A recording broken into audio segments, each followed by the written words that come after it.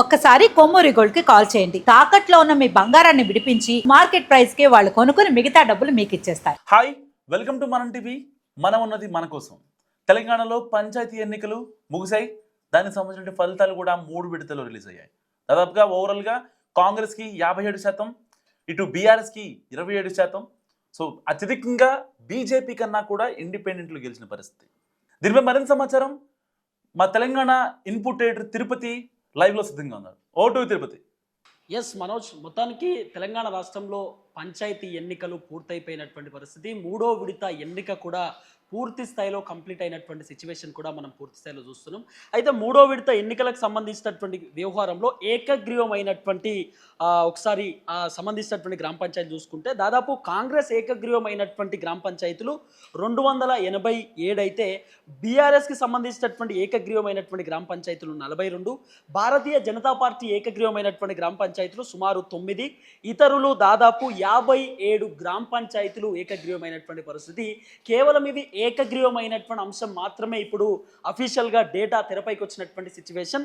5-5:30 ప్రాంతంలో అంటే సాయంత్రానికి కొంత పూర్తి స్థాయిలో డేటా తెరపైకి వచ్చేటటువంటి అవకాశం కనబడతా ఉన్నది. అయితే ఇప్పటి వరకు అంటే దాదాపు కొన్ని ఏదైతే గ్రామ పంచాయతీలు ఉంటాయో అక్కడ 2 గంటలకు 1ంటికే మొత్తం పూర్తి స్థాయిలో పోలింగ్ అయిపోతుంది. పోలింగ్ అయిపోయిన తర్వాత 1-2 గంటలలోనే వార్డ్ మెంబర్లకు సంబంధించినటువంటి డేటా, తర్వాత సర్పంచ్లకు సంబంధించినటువంటి రిజల్ట్స్ కూడా కొన్ని గ్రామ పంచాయతీలో టక్కుని ఇస్తారు. అంటే కొన్ని గ్రామ పంచాయతీలలో 500 మంది ఓటర్లు, తర్వాత 600 మంది ఓటర్లు, 700 మంది ఓటర్లు మాత్రమే కొన్ని చిన్న గ్రామ పంచాయతీలు, ఆమ్లెట్ గ్రామ పంచాయతీలు ఉంటాయి.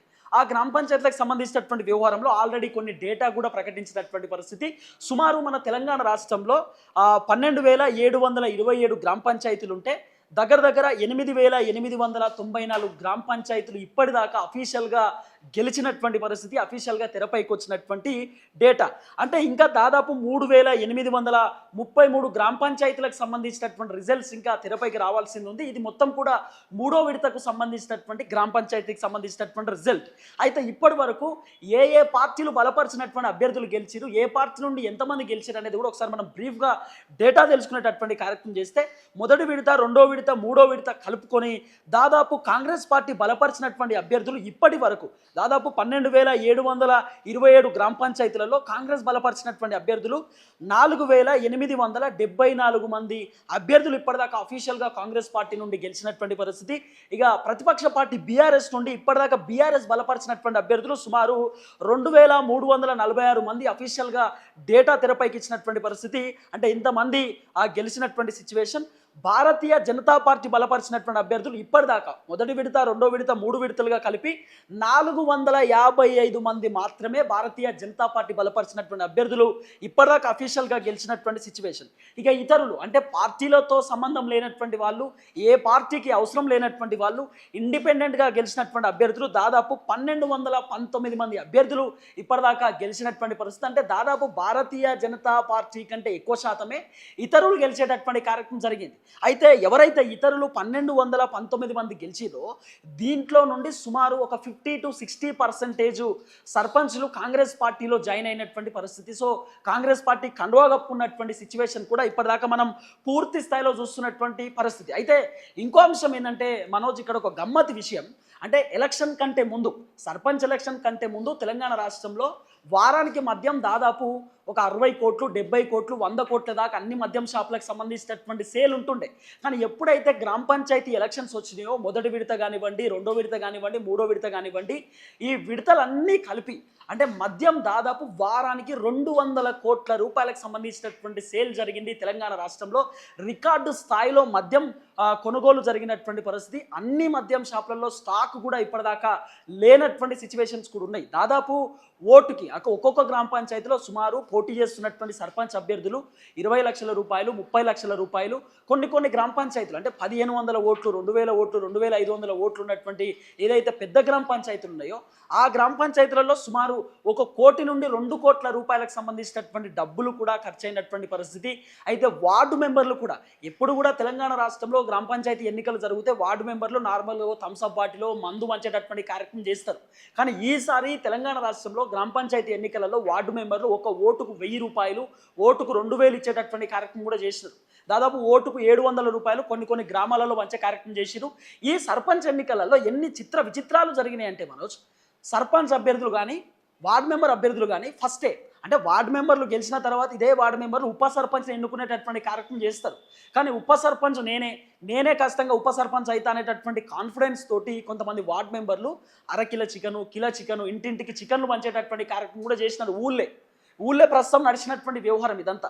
సో ఓవరాల్గా చూసుకుంటే సర్పంచ్ ఎన్నికలకు సంబంధించినటువంటి వ్యవహారంలో కొంత బీఆర్ఎస్ పార్టీ గెటిన్ అయినటువంటి పరిస్థితి. చాలామంది అనుకున్నారు బీఆర్ఎస్ పార్టీ గెలిచే పరిస్థితి లేదు, ఎందుకంటే అసెంబ్లీ ఎన్నికల సమయంలో బీఆర్ఎస్ పార్టీ ఖతమైపోయింది, బీఆర్ఎస్ పార్టీకి అంత సీన్ లేదు, బీఆర్ఎస్ ఓడిపోయిందని చెప్పి రకరకాలుగా కాంగ్రెస్ పార్టీకి సంబంధించినటువంటి లీడర్లు, తెలంగాణ రాష్ట్ర ముఖ్యమంత్రి రేవంత్ రెడ్డి కూడా మొన్న జరిగినటువంటి మత్కల్ సభలో మాట్లాడేటటువంటి కార్యక్రమం చేసిండు. కేసీఆర్ పని అయిపోయింది, కేసీఆర్ ఇక దేవుడే ఆయనకు శిక్షించాలి, జనాలు శిక్షించిర్రు, సో ఇక కేసీఆర్ బయటకు వచ్చే పరిస్థితి లేదు, 2-3 సర్పంచ్లను ఏకగ్రీవమైనటువంటి వాళ్ళని పక్కన కూర్చోబెట్టుకొని మాట్లాడుతూ ఉన్నాడు, బీఆర్ఎస్ ఖతమైపోయింది అనేటటువంటి మూమెంట్లో ఒకేసారి బీఆర్ఎస్ పార్టీ అదే గ్రామ పంచాయతీ ఎన్నికలలో బౌన్స్ బ్యాక్ ఇచ్చేసరికి కాంగ్రెస్ పార్టీ లీడర్లు కూడా కొంత ఇబ్బందికరంగా చూస్తున్నటువంటి పరిస్థితి, కొంత షాక్కు గురైనటువంటి సిచ్యువేషన్. ఎందుకంటే దాదాపు 4874 మంది కాంగ్రెస్ పార్టీ బలపరిచినటువంటి అభ్యర్థులు గెలుస్తే అది కూడా ఏకగ్రీవమైనటువంటి అభ్యర్థులు పూర్తి తిరుపతి ఇక్కడ ఒక రకంగా ఏ ఫ్యాక్టర్ ప్రభావితం చేస్తుంది అనుకోవచ్చు అంటే ఓటర్ల మీద?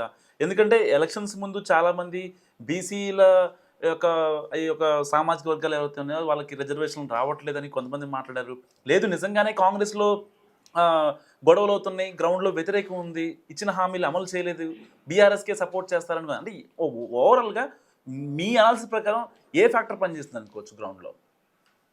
ఎస్ మనోజ్, అయితే నేనేమంటున్నా అంటే కొంత గ్రౌండ్లో మనం తిరిగినప్పుడు, ఎందుకంటే నేను మా విలేజ్కు పోయినా ఓటేసిన మా చుట్టుపక్కల ఉన్నటువంటి గ్రామ పంచాయతీలు, తర్వాత మనం బ్రీఫ్గా ఇప్పటిదాకా రాజకీయాలు అబ్జర్వ్ చేస్తూ ఉన్నాం, గ్రామ పంచాయతీ ఎన్నికలు 1వ విడత 2వ విడత 3వ విడత కూడా చూస్తున్నటువంటి నేపథ్యంలో అసలు ఎందుకు కాంగ్రెస్ పైన ఇంత వ్యతిరేకంగా ఉంది? వాస్తవానికి అధికార పార్టీ బీఆర్ఎస్ పార్టీకి ఎక్కడ కూడా స్కోప్ ఇవ్వదు, గ్రామ పంచాయతీ ఎన్నికలలో అధికార పార్టీకి ఇన్ఫ్లుయెన్స్ ఎక్కువ ఉంటుంది, అధికార పార్టీ తలుచుకుంటే పోల్ మేనేజ్మెంట్ చేసుకోవచ్చు, ఓటర్లని రకరకాలుగా వాళ్ళ వైపు తిప్పుకునేటటువంటి కార్యక్రమం చేయవచ్చు. కానీ వాస్తవానికి కాంగ్రెస్ పార్టీకి సంబంధించినటువంటి లీడర్లు అన్ని కార్యక్రమాలు చేశారు. కొంతమంది ఎమ్మెల్యేలు నియోజకవర్గాలలో పోయి గ్రామ పంచాయతీ ఎన్నికలలో ప్రచారానికి పోయి ఒకవేళ మీరు బీఆర్ఎస్ పార్టీకి ఓటేస్తే కాంగ్రెస్ పార్టీ ఓడిపోతే మీకు నిధులు రావు, మీ గ్రామానికి రావాల్సినటువంటి పథకాలు కూడా అన్ని బంద్ అయిపోతాయి, డబుల్ బెడ్రూమ్లు రావు, అవన్నీ రావాలంటే కాంగ్రెస్ పార్టీకి ఓటేయాలని చెప్పి రకరకాల జనాలను ప్రలోభాలకు గురి చేసిరు, జనాలను బ్లాక్మెయిల్ చేసిరు, జనాలను భయప్రాంతులకు గురి చేసిరు, రకరకాలుగా జనాలను ఇబ్బంది పెట్టే కార్యక్రమం చేసిరు.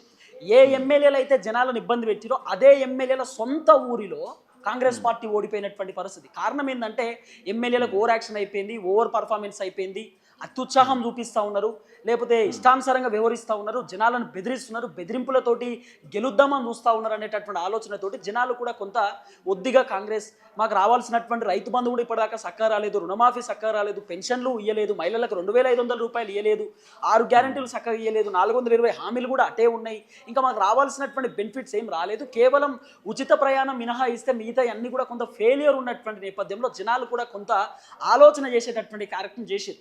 కానీ ఇక్కడ ఒక బలమైనటువంటి అంశం ఏంటంటే ఎక్కడైతే కేసీఆర్ అనే వ్యక్తి ఎక్కడైతే బీఆర్ఎస్ పార్టీ అవమానపడ్డదో, ఎక్కడైతే బీఆర్ఎస్ పార్టీ ఓడిపోయిందో అదే బీఆర్ఎస్ పార్టీ ఈరోజు గ్రామ పంచాయతీ ఎన్నికలలో సుమారు 2346 ఏకగ్రీయానికి అంటే ఏకగ్రీయం తర్వాత పూర్తి స్థాయిలో వచ్చినటువంటి సీట్లు అంటే ఎవరు ఎక్స్పెక్ట్ చేయలేదు. దాదాపు కాంగ్రెస్కి బీఆర్ఎస్కి 50% డిఫరెన్సియేషన్ ఏమైనా ఉండొచ్చు అనేటటువంటి భావనలోనే ఉంటుండే. కానీ కొంత కాంగ్రెస్ ఈ ఏదైతే సర్పంచ్ ఎన్నికలోనే బలంగానే దూసుకొని ముందుకు పోయింది, ఎందుకంటే అధికార పార్టీ ఇన్ఫ్లుయెన్స్ ఎక్కువ ఉంటుంది కాబట్టి కాంగ్రెస్ కూడా కొంత ఈ ఎలక్షన్లో దూసుకొని ముందుకు పోయింది. సో కాంగ్రెస్ పైన వ్యతిరేకత ఉన్నది అని చెప్పినప్పటికీ కూడా జనాలు కాంగ్రెస్ పార్టీ వైపు చూసినారు. చూడడానికి రకరకాల రీజన్స్ ఉన్నాయి, అధికార పార్టీ కాబట్టి వాళ్ళ ఇన్ఫ్లుయెన్స్ వాళ్ళు చూపించుకోగలిగినారు.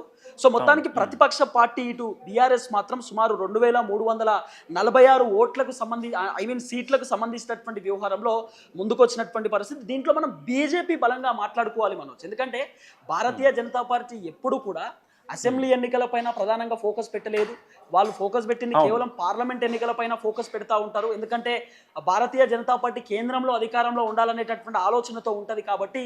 సో సర్పంచ్ ఎన్నికలలో కూడా బీజేపీ పార్టీ సుమారు 455 సీట్లు ఈరోజు ఏకగ్రీవంతో కలిసి గెలుచుకున్నదంటే కారణం కేవలం బండి సంజయ్ కుమార్ అని చెప్పొచ్చు. ఎందుకంటే కేవలం బండి సంజయ్ తప్ప భారతీయ జనతా పార్టీకి సంబంధించినటువంటి లీడర్లు పెద్దగా గ్రౌండ్ లో తిరిగేటటువంటి కార్యక్రమం చేయలేదు. కాబట్టి బండి సంజయ్ కొంత విజయం సాధించిండు భారతీయ జనతా పార్టీ గెలుపులో అనేది కూడా కొంత వినబడుతున్నటువంటి వ్యవహారం మనోజ్.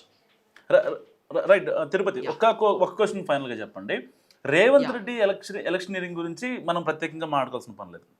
సో ఆ ఎలక్షనీరింగ్ గ్రౌండ్ లెవెల్లో ఎగ్జాక్ట్గా ఇంప్లిమెంట్ అయింది అనుకోవచ్చా?